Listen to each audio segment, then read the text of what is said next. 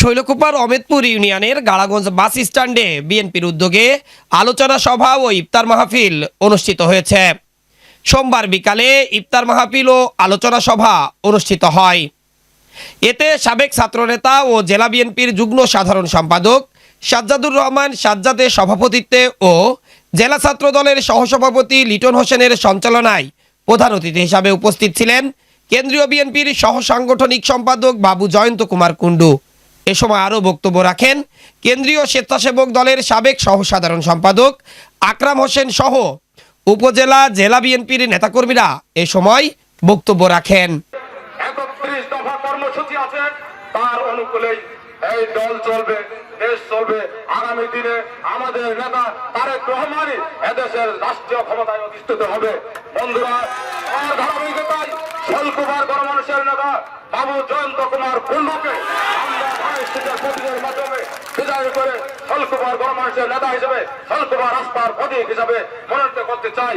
প্রধান অতিথির বক্তব্যে কেন্দ্রীয় বিএনপি নেতা বাবু জয়ন্ত কুমার কুণ্ডু বলেন, আমাদের দলের মাননীয় ভারপ্রাপ্ত চেয়ারম্যান জনাব তারেক রহমানের নেতৃত্বে, তার পৃষ্ঠপোষকতায় এবং তার নির্দেশনায় বাংলাদেশের ছাত্র জনতার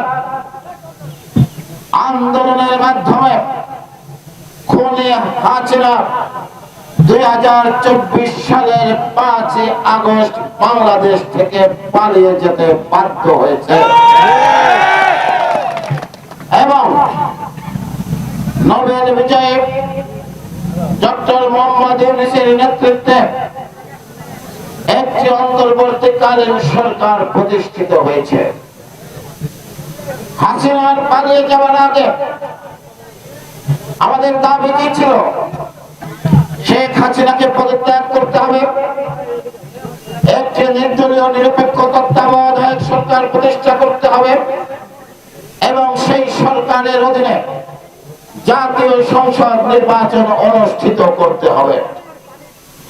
আমাদের দুইটি দাবি আদায় হয়েছে, কিন্তু এখনো একটি দাবি কিন্তু আদায় হয়নি।